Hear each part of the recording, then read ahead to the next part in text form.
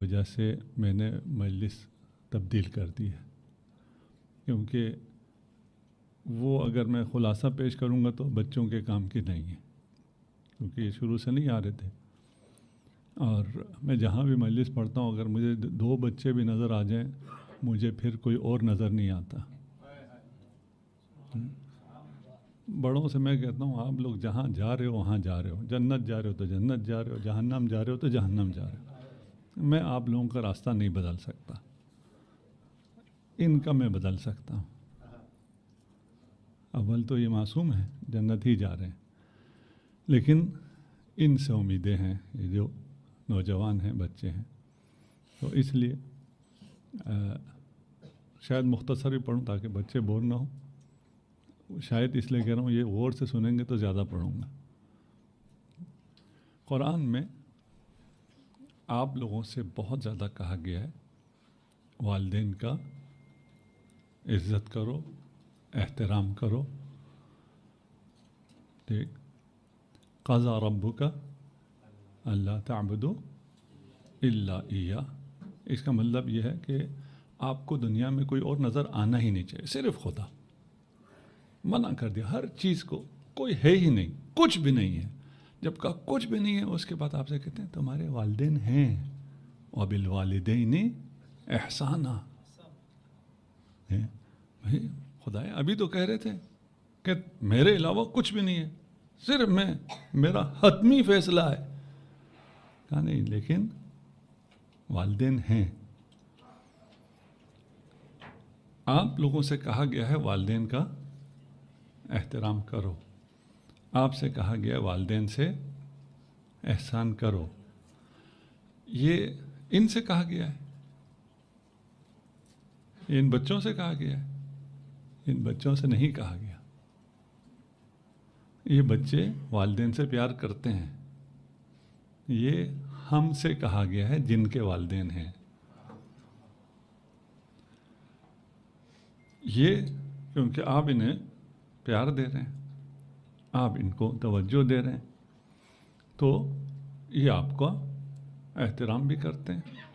ابھی یہ اس ایج میں ہے ہی نہیں کہ آپ پہ احسان کریں، تو یہ ان سے نہیں کہا جا رہا، جن سے کہا جا رہا ہے وہ سنیں۔ جب تک میں کہہ رہا تھا نا آپ سے کہا گیا ہے، وہ غور سے سن رہے تھے۔ جب کہہ رہا ہوں نا اب آپ سنیں تو انہیں اچھا نہیں لگ رہا کہ ہمیں کیوں بھائی، ہمارے بچوں کو ٹھیک کرو۔ بڑوں سے بالکل بھی نہیں کہا گیا کہ بچوں پہ احسان کرو، کہیں نہیں کہا گیا۔ قرآن میں تو نہیں ہے کہ بچوں سے پیار کرو بھی نہیں، بچوں سے کہا گیا۔ اب جو بزرگ ہیں ان کے لیے بچے ہی ہیں، جو جس بھی ایج میں ہے ان کا تو بچہ ہی ہے نا۔ بچوں سے کہا گیا والدین سے احسان کرو، پیار کرو، محبت کرو۔ والدین سے نہیں کہا گیا، کیوں نہیں کہا گیا؟ اس لیے کہ یہ فطری ہے۔ والدین فطرتاً اپنے بچوں سے پیار کرتے ہیں، اپنے بچوں کے لیے جاگتے ہیں، ان کے لیے زحمت اٹھاتے ہیں، کما کے لا کے اپنے بچوں کو کھلاتے ہیں۔ یہ فطری ہے۔ آپ کو روکنا پڑے گا والدین سے کو کہ بھئی حرام لا کے بچوں کو مت کھلاؤ، وہ اس کا حق بھی توڑ کے لے آئے گا، اس کا حق بھی چھین کے لائے گا، اسے روکنا پڑتا ہے۔ بچوں کو حکم ہے کہ والدین کا احترام کرو، والدین کو حکم نہیں ہے کہ بچوں کا احترام کرو۔ اس دنیا کے کسی والد پر یہ حکم نہیں ہے کہ وہ اپنے بچے کا احترام کرے۔ صرف ایک ہستی ہے جسے حکم ہے کہ وہ اپنی بیٹی کا احترام کرے۔ وما ينطق عن الهوى۔ اگر کلما دخلت، جب بھی جناب سیدہ آتی تھی، رسول خدا کھڑے ہو جاتے تھے، احترام کرتے تھے، ہاتھوں کا بوسہ لیتے تھے، استقبال کرتے تھے، اپنے مسند پر بٹھاتے تھے، یہ خدا کے حکم کی وجہ سے تھا۔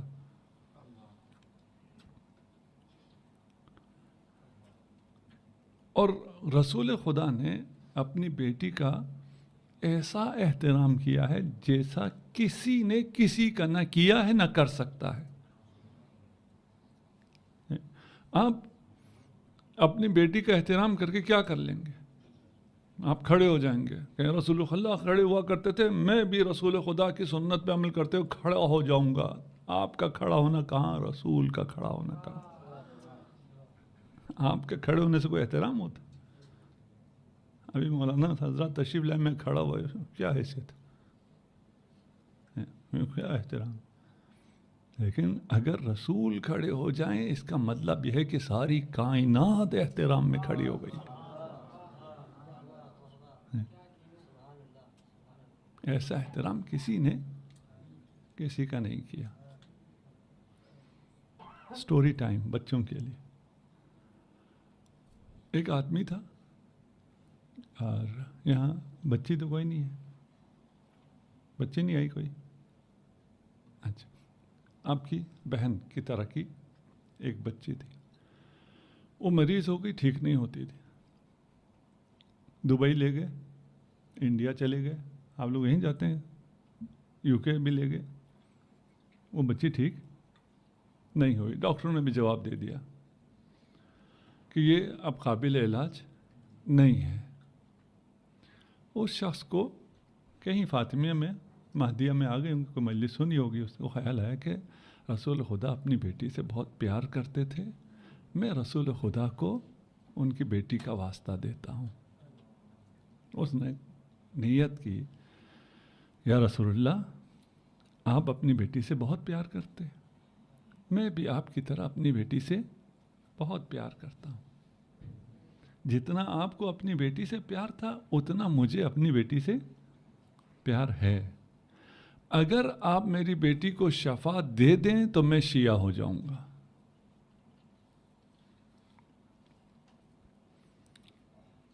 بچی آپریشن کے لیے جاتی ہے اور ٹھیک ہو جاتی ہے، شفا پا لیتی ہے۔ اس نے ڈاکٹر کا شکریہ کیا تو بچے نے کہا بابا ڈاکٹر کا شکریہ نہ کریں، کوئی اور آیا تھا، اس نے مجھے شفا دی ہے۔ کیا کہہ رہے ہو بیٹا؟ کہا ہاں کوئی آیا تھا، اس نے کہا میں تجھے شفا دے رہا ہوں، اپنے بابا سے کہنا اپنا وعدہ نہ بھولے۔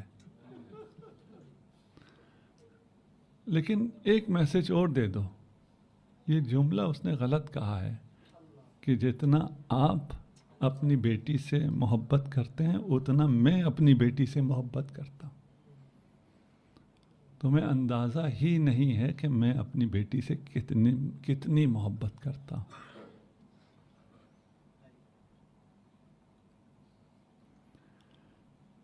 لوگ کہتے ہیں جناب سیدہ اکھلوتی نہیں تھی، کتنی بیٹیاں کہتے ہیں؟ 4 بیٹیاں تھیں۔ ہم اس کے مقابل میں کہتے ہیں نہیں 4 نہیں تھی، 1 تھی۔ مجھ سے جب سوال ہوتا ہے میں کہتا ہوں مجھے کوئی مسئلہ نہیں ہے، 4 تھی یا 1 تھی کوئی فرق نہیں پڑتا۔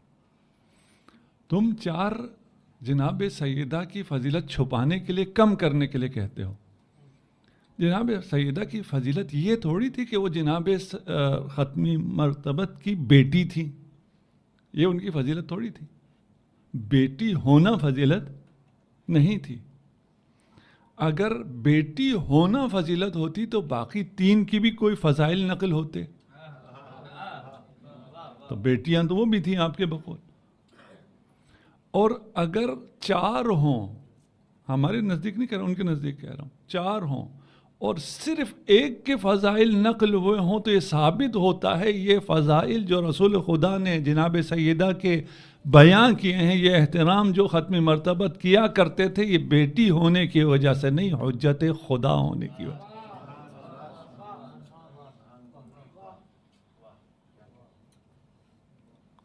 کون جانے جناب سیدہ کیا ہے۔ آپ لوگوں کو ابھی اندازہ ہی نہیں ہے کہ آپ کے بابا ماما آپ سے کتنا پیار کرتے ہیں. ہمیں اندازہ نہیں ہے. ہمیں نہیں پتہ کہ ہمارے والدین. ابھی میں آنٹی کے ساتھ بیٹھا ہوا تھا، احمد بھائی کے ساتھ. میں نے ان سے کہا، وہ کہنے لگی مجھے نصیحت کرو. میں نے کہا آپ نصیحت بھی آپ کریں، ڈانٹیں بھی آپ، کیونکہ میرے پاس اب وہ چھاؤں نہیں رہی ہے جو فکر مند ہوتی تھی.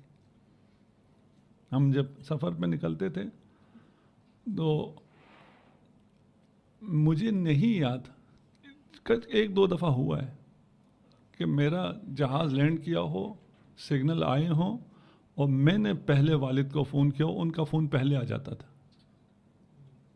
مجھے سمجھ میں ہی نہیں آتا، ایک آدمی اتنا مصروف ہو، اتنے کام ہو، سب کچھ ہو، اس میں اس کو یہ کہاں یاد رہتا ہے کہ فلانی کے اس ٹائم پہ جہاز لینڈ کر جائے گا اور اس کے فون کرنے سے پہلے ان کی کال آ جائے.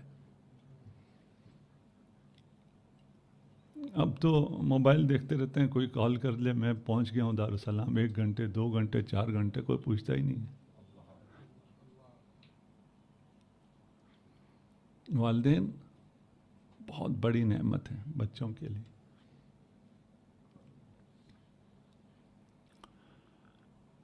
ایک سیب کا درخت ہے. آج ساری سٹوریاں ہیں ہم لوگوں کی. ایک سیب کا درخت ہے. ایک بچہ اس سیب کے درخت کے نیچے آ کے کھیلا کرتا تھا. اس سیب کے درخت کی، اور آپ کے یہاں سیب نہیں ہوتا، آپ کے یہاں آم ہوتا ہے، آم کہہ لیں، کوئی فرق نہیں پڑتا. آم کا درخت ہے. بچہ اس کے پیچھے نیچے آ کے کھیلا کرتا تھا اور ہمیشہ آتا تھا. اس درخت میں اور اس بچے میں بڑی دوستی تھی. بچہ بڑا ہوتا گیا، دوستی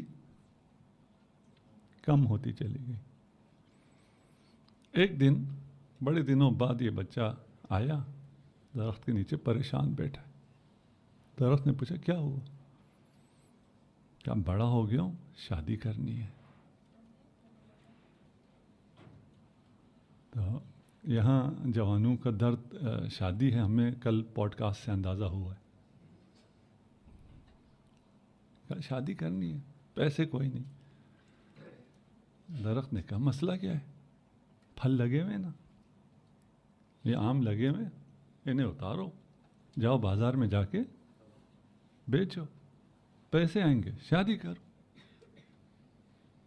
اس نے پھل اتارے، شادی کی، پھر نہیں آیا.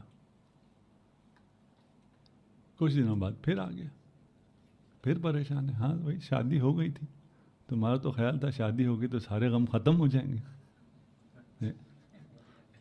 اب کیوں غمگین ہو؟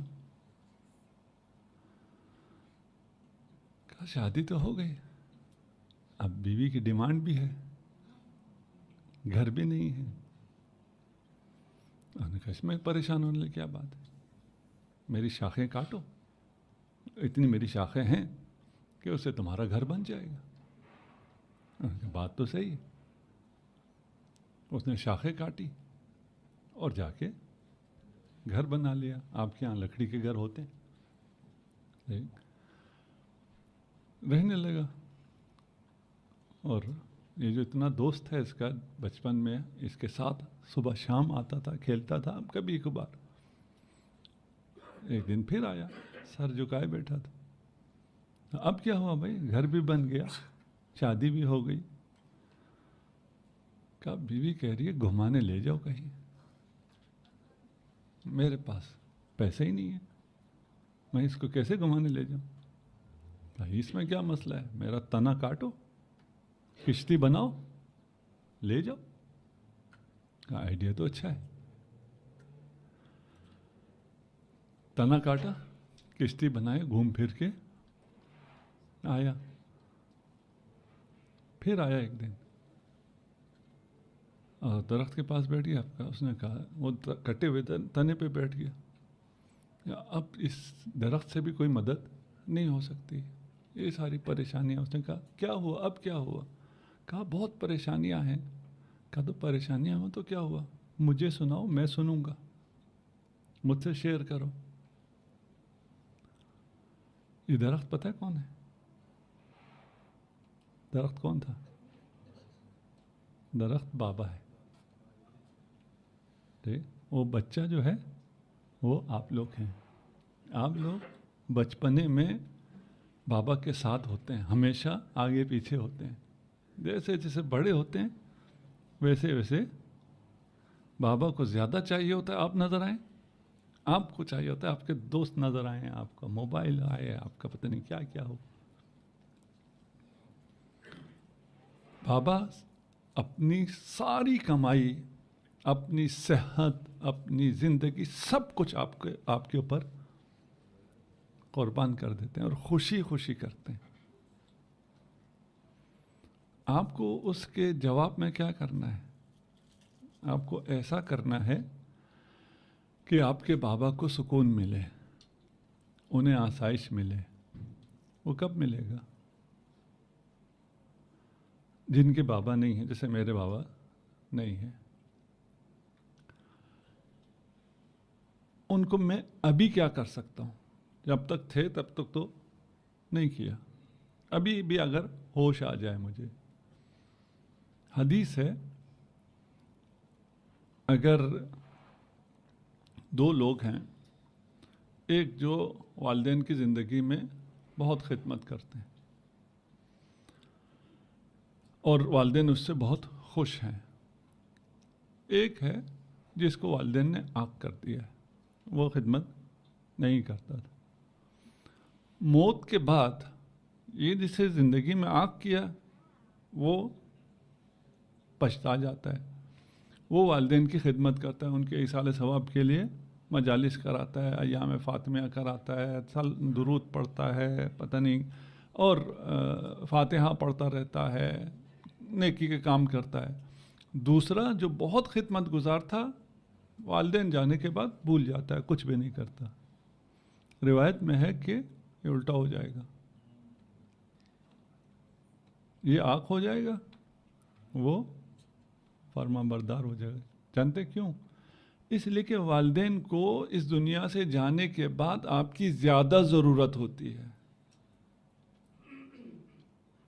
ابھی جب آپ بچے ہیں، والدین کے آپ کے احسان کی کوئی ضرورت نہیں ہے۔ آپ کے احسان کی ضرورت کب ہے؟ جب آپ مضبوط ہو گئے، جوان ہو گئے، آپ کے پاس امکانات آ گئے، والدین ضعیف ہو گئے۔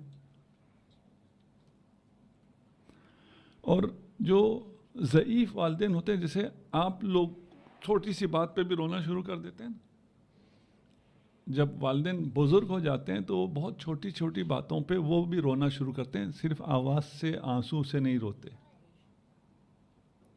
وہ اتنے ہی سینسیٹیو ہو جاتے ہیں۔ ابھی ہم ایک بزرگ کے پاس تھے، تھوڑی سی ان کی طبیعت بھی ٹھیک نہیں تھی، کینسر پیشنٹ بھی تھا، تو میرے ساتھ ایک مولانا صاحب اور بھی تھے، تو میں ان کو امید دوں یہ موت کے احادیث سنائے۔ آپ نہیں تھے، پاکستان کی بات کر رہا ہوں۔ یہ تو ایسے لطیفے سناتے ہیں وہ جنت نہیں پہنچ جاتا ہے۔ وہ میں پھر اسے کوئی امید دوں یہ کہ جی وہ تیر جو ہیں، کہتے ہیں موت کا تیر سب کے لیے ہوتا ہے لیکن اس کا ڈائریکشن اس آدمی کی طرف نہیں ہوتا، لیکن جب وہ 60 سال کا ہو جاتا ہے تو وہ اس کا ڈائریکشن سیدھا اس آدمی کی طرف۔ پھر میں نے بیچارے کو کور کرنے کی کوشش کی، اچھا اس کو میں اشارے کر رہا ہوں، جو مرضی کر رہا ہوں، وہ سمجھ رہا ہے کہ میں اور تعریف کر رہا ہوں کہ اور حدیث سنا، وہ 2-4 اور حدیثیں سنا دیں۔ تو اپنے والدین کا خیال کریں، اس بات کو سمجھیں۔ اب وہ مضبوط باپ نہیں ہے جس نے آپ کو جوان کیا ہے، اب آپ کی توجہ، میں کہتا ہوں کہ والد کو آپ کے ایک فون کال سے کیا مل جائے گا؟ جن کے والدین صحت مند بھی ہوں، ویل آف بھی ہوں، فلان بھی ہوں، ان کو آپ کے فون کال کی کوئی ضرورت نہیں، ان کی کسی ضرورت کو آپ پورا نہیں کرتا آپ کا ایک فون کال یا آپ کا ان کے پاس چلے جانا، کچھ بھی نہیں۔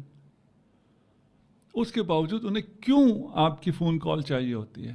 آپ کی توجہ چاہیے ہوتی ہے، کیونکہ انہیں آپ سے محبت ہوتی ہے، اور کچھ بھی نہیں چاہیے ہوتا، محبت کی وجہ سے۔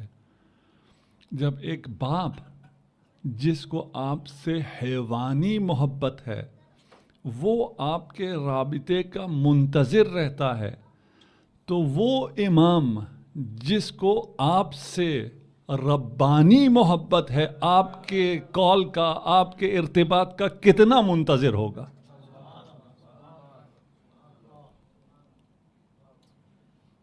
انا وعلی ابوا هذه الامه،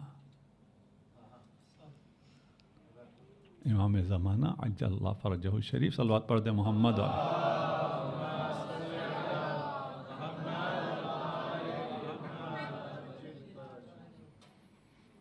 بس میرے عرائض ختم، اور انشاءاللہ کل سے مولانا خطاب فرمائیں۔ میری تو خواہش تھی کہ میں بھی استفادہ کروں مولانا سے، لیکن مولانا نے قبول نہیں کیا۔ ایک اور ٹیک اوے سیرت جناب سیدہ سے اور آپ کی زحمت تمام۔ ہمیں جس سے محبت ہوتی ہے ہم اس جیسا ہونے کی کوشش کرتے ہیں، یا ایسا بننے کی کوشش کرتے ہیں کہ جس سے ہمیں محبت ہے وہ ہمیں پسند کر لے۔ اور اگر یہ نہ ہو تو جس سے نفرت ہے اس کی کوالٹیز، اس کی خصوصیت، اس جیسا انسان نہیں بننا چاہتا۔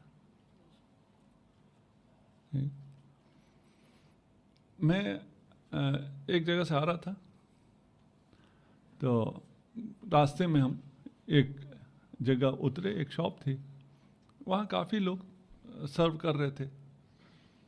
تو ہم چہرے دیکھ کے جو چہرہ اچھا لگتا ہے، مولانا اکمل کی طرح کا کوئی نورانی چہرہ ہو تو کوشش کرتے ہیں ان سے بات کریں۔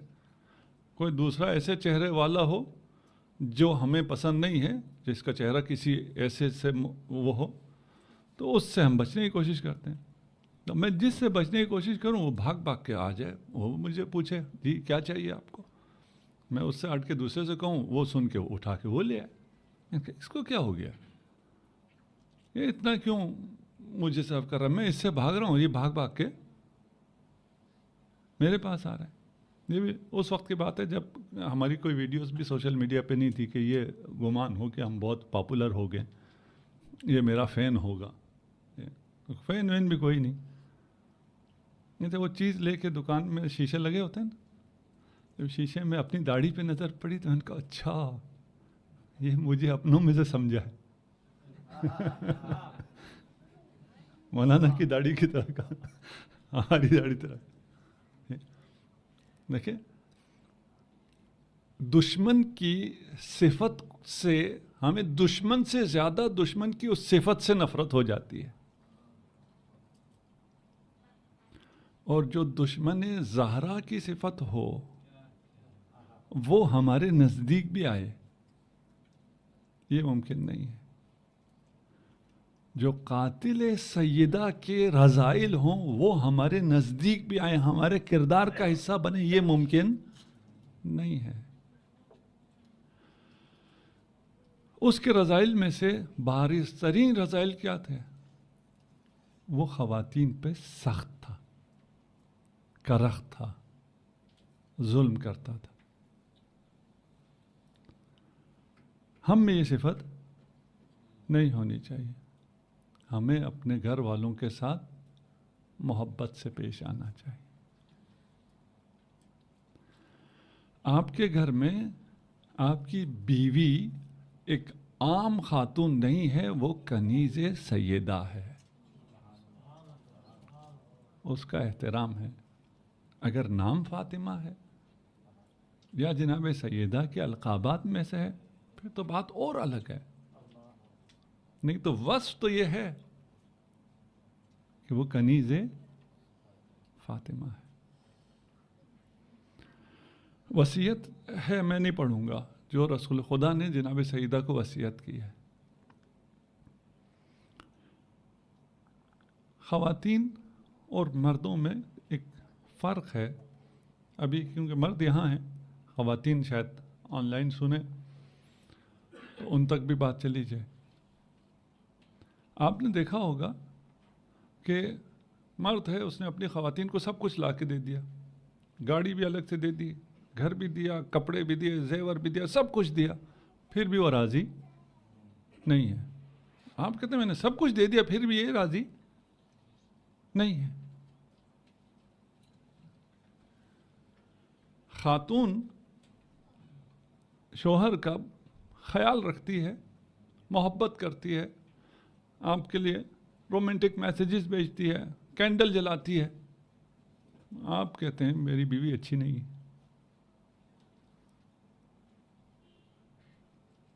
مسئلہ یہ ہے کہ خاتون کو کچھ اور چاہیے ہوتا ہے، مرد کو کچھ اور. مرد کون ہوتے ہیں؟ آپ کا بیسٹ فرینڈ کون ہے؟ آپ کہیں گے فلاں شخص. کیوں جی؟ میں فلاں دن بہت مشکل میں تھا، سب سے پہلے وہ آیا، اس نے میری مدد کی. تو اس نے مدد کی ہے نا، تو وہ بیسٹ فرینڈ کیسے ہو گیا؟ میرا بہترین دوست وہی ہے جو مصیبت میں میرے کام آئے. مرد کو کام چاہیے ہوتا ہے، خدمت چاہیے ہوتی. احادیث میں بہت زیادہ ہے، جہاد المرء حسن التبعل. جہاد ہی یہی ہے کہ اچھی شوہرداری کرے، خدمت کرے.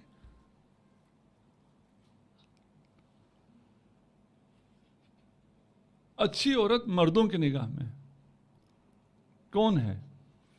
آپ آفس سے آئیں تو آپ کے کمرے کا اے سی پہلے سے آن کیا ہوا ہو، کمرہ سیٹ کیا ہوا ہو، آپ کو جو چائے پسند ہے وہ بالکل تیار ہو، جو پھل آپ کو پسند ہے وہ کاٹ کے آپ کے سامنے رکھے، آپ کا کوٹ اتارے، اسے ہینگ کرے. کچھ کہ ابھی رال ٹپکنا شروع ہو گئی ہے کہ ایسی بیوی بھی ہوتی ہے.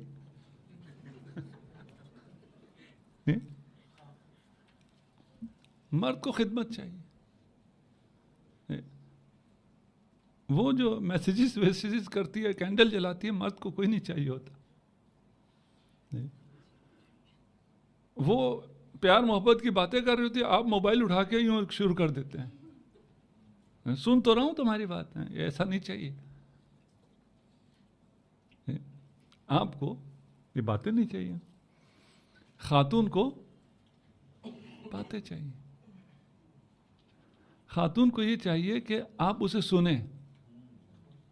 ہمیں یہ لگتا ہے کہ کوئی پرابلم جو ہمیں سنا رہے ہیں تو اس پرابلم کا حل سننا چاہتے ہوں کہ یہ پرابلم، اس کا حل کیا ہے. اگر آپ حل پیش کریں تو آپ کے حل سے بہت بہتر حل وہ پہلے خود کر چکی ہوتی ہے. پھر کیوں سنا رہے ہو بھائی یہ سارا؟ تمہیں سننا چاہیے، تمہیں سننا پڑے گا. آپ کو خاتون کو سننا ہوگا، اس کو یہ چاہیے. دوسرا، آپ سے اظہار محبت چاہیے. کار لا کے دے دیں، گاڑی لا کے دے دیں، پتہ نہیں سونا لا کے دے دیں، یہ نہیں چلے گا. آپ برتھ ڈے ہو اس کی، یا پتہ نہیں آپ کی ویڈنگ اینیورسری ہو، آپ اس کے لیے بہت اچھا ڈائمنڈ کا سیٹ بھی لا کے دے دیں، لیکن خود کہ میری کوئی میٹنگ تھی میں نہیں آ سکتا. قبول ہے؟ قبول نہیں ہے. کیا قبول ہے؟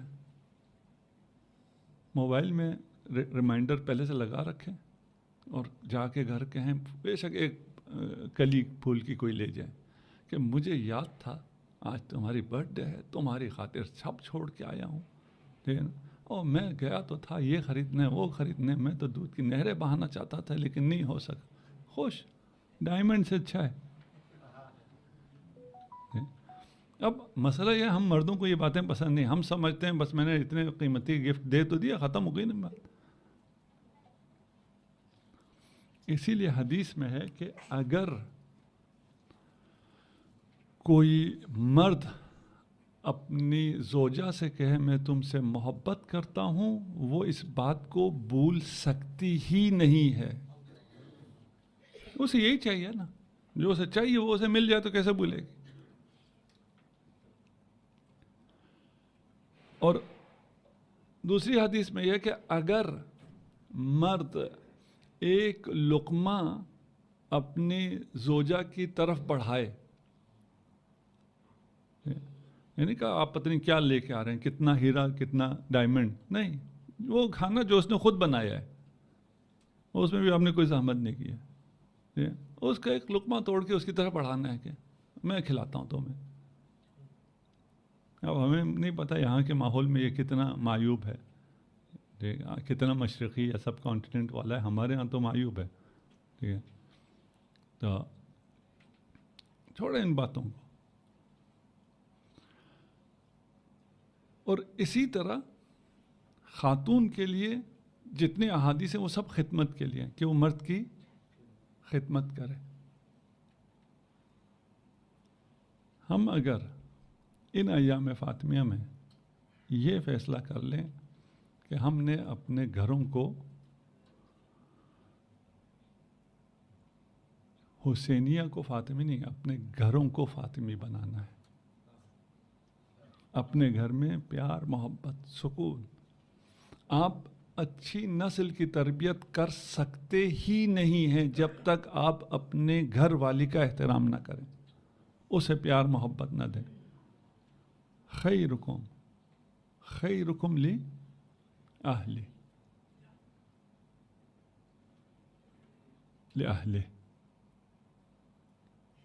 کون کہہ رہا ہے یہ؟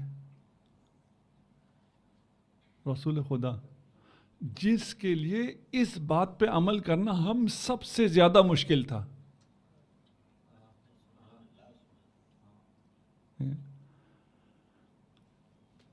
ہم ایک دفعہ لندن میں تھے، اسٹوڈنٹ تھے، تو انہوں نے کہا سوال کریں. پھر ایک بچی کھڑی ہوئی، اس نے کہا مولانا ہم نے آپ سے کیا پوچھنا، آپ کو ہمارے معاشرے کا پتہ ہی نہیں، ہم کس معاشرے میں کیا ہیں، آپ تو قوم سے آئے ہیں، اس نورانی فلان ماحول سے، تو آپ ہمارے مسائل نہ سمجھ سکتے ہیں نہ فلاں. میں کہا اچھا، ہم بہت اچھے ماحول سے ہیں، تم بہت برے ماحول میں. ہاں. میں نے کہا میں قوم سے بھی تمہیں اچھے ماحول میں لے جاتا ہوں. مدینہ بھی عصر رسول، عصر رسول میں بھی خود ایک رسول کے گھر، وہاں میں تمہیں ایک کریکٹر دکھاتا ہوں، تمہیں پتہ چل جائے گا ہم کس ماحول سے آئیں. ایسا تھوڑی ہے کہ رسول خدا نے کوئی برائی دیکھی ہی نہیں ہے یا کوئی برے دیکھے ہی نہیں ہے. وہ رسول خدا کہہ رہے ہیں کہ بہترین مرد وہ ہے جو اپنی زوجہ کے ساتھ بہترین ہو اور میں سب سے بہترین ہوں. کتنا مشکل تھا رسول خدا کے لیے بہترین ہونا، آپ کے لیے کتنا آسان ہے. خدا نے آپ کو کتنی اچھی زوجہ سے نوازا ہو. آپ کی زوجہ محب اہل بیت، کنیز جناب سیدہ. خدا کرے انشاءاللہ. میں آپ سب سے معذرت خواہ ہوں کہ میں نے آپ لوگوں کا وقت لیا اور جو حق تھا وہ ادا نہیں ہوا. جس نام پہ آپ یہاں جمع ہوئے ہیں، انشاءاللہ ہماری دعا ہے کہ مولانا آنے والے دنوں میں اور باقی جو علماء آ رہے ہیں وہ اس کمی کو پورا کریں گے.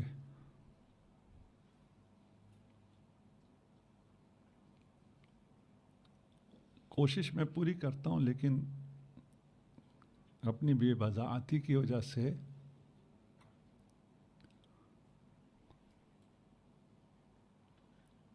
شرمندگی کے علاوہ کچھ نہیں. کس کا ذکر تھا، کیا سننے کے لیے لوگ آئے تھے اور تم کیا کہتے رہے.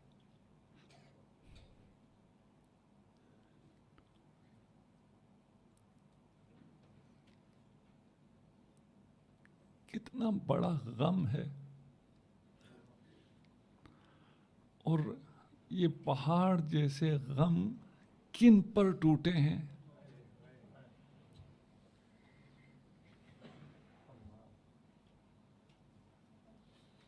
اور میری وجہ سے لوگ اسے محسوس نہیں کر پاتے، تو مجھے کتنے اپنے اوپر شرمندگی ہونی چاہیے۔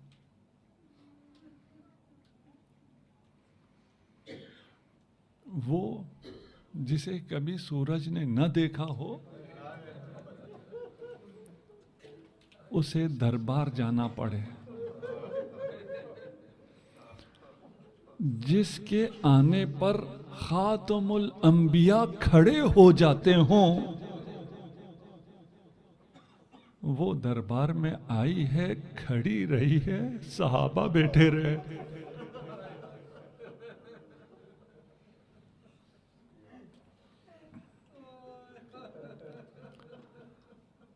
عجیب ہے، روایات میں ہے، کتنا صحیح ہے خدا جانتا ہے، کہ جناب سیدہ اپنے سارے بچوں کو لے کے نہیں گئی دربار میں، امام حسن کو گھر چھوڑ گئی ہیں، امام حسین کو ساتھ لے کر گئی ہیں،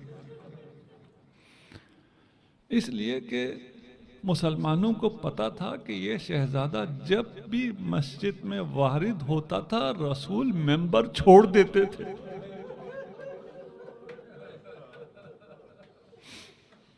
اس شہزادے کو اپنے ساتھ لے گئے، لیکن مسلمانوں نے بات سننا گوارا نہیں کی۔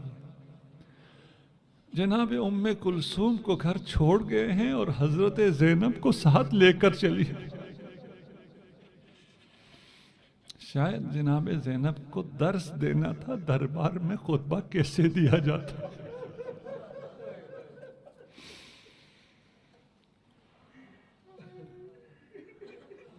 لیکن فرق یہ ہے، ماں نے سکھایا تو صحیح، لیکن ماں نے صحابیوں کے دربار میں خطبہ دیا اور بیٹی نے شرابیوں کے دربار میں۔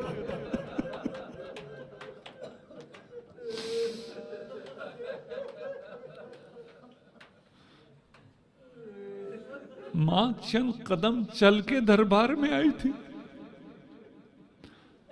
بیٹی کو ہزاروں میل چل کے دربار میں جانا پڑا۔ ماں جب دربار میں آئی تو اپنے آپ کو چادروں میں لپیٹا ہوا تھا۔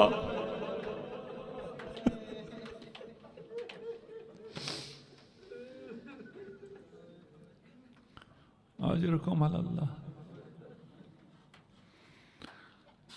جناب سیدہ بستر مرگ پر ہیں، کتنا سخت ہے شہزادوں کے لیے، زینب و ام کلثوم کے لیے اور امیر المؤمنین کے لیے۔ روایت میں سارت کل خیال، ہڈیوں کا ڈھانچہ رہ گیا تھا۔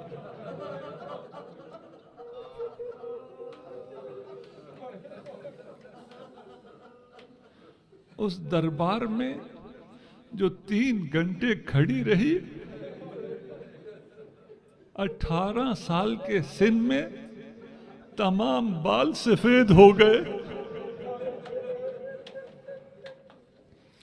حالت یہ ہے یغشا علیہا ساعتن بعد ساعہ، ہر کچھ دیر میں بے ہوش ہو کر گر پڑتی ہیں۔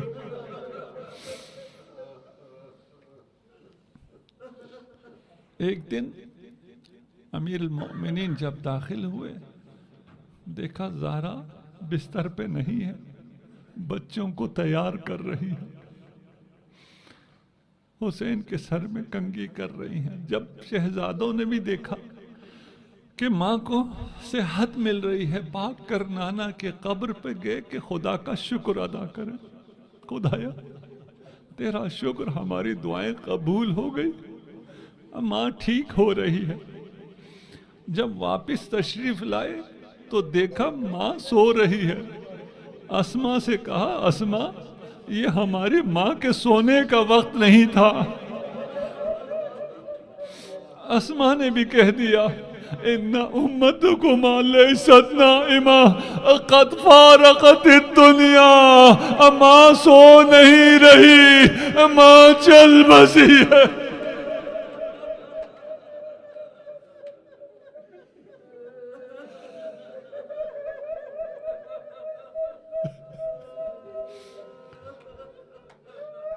امام حسن نے اپنے آپ کو ماں پر گرایا، کلمینی یا اماں، ماں کچھ تو بولو۔ جب جواب نہ آیا تو حسین کی طرف دیکھا، حسین نے اپنے آپ کو ماں کے قدموں میں گرا دیا۔ اسما نے سوچا کہ یہ میں نے کیا کر دیا، کیسے خاموش کروں؟ جب شہزادے خاموش نہ ہوئے تو کہا شہزادو جاؤ بابا کو خبر کرو۔ شہزادے روتے ہوئے جب نکلے، سب نے رونا شروع کیا۔ علی نے جب شہزادوں کی آواز سنی باہر آئے، بابا کو دیکھتے ساتھ کہا بابا اماں دنیا سے چلی گئی۔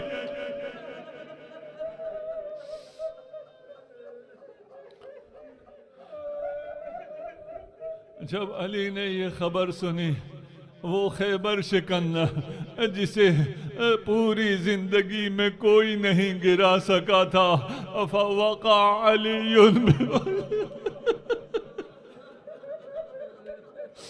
علی منہ کے بل زمین پر گرے۔ یہ اہل بیت میں نہ پہلی دفعہ تھا نہ آخری دفعہ ہے کوئی منہ کے بل گر رہا ہے۔ سیدہ فرماتی ہیں جب دروازہ چلنے لگا، دروازے کی حدت محسوس ہوئی، اس لعین نے ٹھوکر ماری، میں منہ کے بل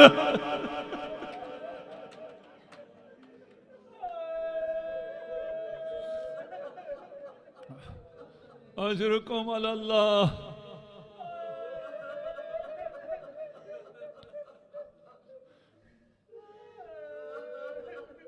کربلا میں جب بیویوں کو رسن بستہ کیا گیا، مجھے نہیں معلوم کس طرح نبی زادیوں کو باندھا گیا۔ مقتل اتنا بتاتی ہے کہ جب لعین آگے بڑھے تو زینب نے پکار کے کہا خبردار آگے نہ آنا، نحن ودائع رسول اللہ، ہم رسول خدا کی امانتیں ہیں۔ لیکن مقتل میں ہے، ہاتھ بندھے ہوئے تھے۔ مقتل کے پاس سے جب گزارا گیا، انہوں نے جب دیکھا حسین بے گور و کفن پڑا ہے، اونٹ سے اپنے آپ کو گرانا شروع کیا۔ جن کے ہاتھ بندھے ہوئے ہوں وہ منہ کے بل ہی زمین پر۔ اجرکم علی اللہ۔ بس آپ کی زحمت تمام علی لے کر چلے۔ رات کی تاریکی میں جب زہرا کو لحد میں رکھا، اور مستحبات دفن میں ہے کہ کوئی محرم اپنے ہاتھوں سے مٹی نہ ڈالے، لیکن علی سا مظلوم کیا کرے، کسی اور کو لا نہیں سکتا تھا۔ علی تھے، علی کی اولاد تھی۔ جب قبر پر مٹی ڈالنا شروع کی اور قبر کی مٹی پر ہاتھ رکھا، حاج علیہ الحزن، اتنا غمگین ہوئے، علی جیسا صابر صبر نہ کر سکا، قبر رسول کی طرف رخ کیا۔ یا رسول اللہ، یہ آپ کی امانت ہے، آپ کی بیٹی بتائے گی امت نے آپ کی بیٹی کے ساتھ کیا کیا۔ ایک تربیت ماں نے بیٹی کو دی تھی، ماں بیٹی کو دربار لے کر گئی تھی۔ ایک تربیت باپ بیٹی کو دے رہا ہے۔ بیٹی نے دیکھا جب علی سے صبر نہ ہوا تو نبی کو رخ کیا۔ کربلا میں وہ وقت آیا جب زینب صبر نہ کر سکی مدینے کا رخ کیا واہ محمد صلی اللہ علیہ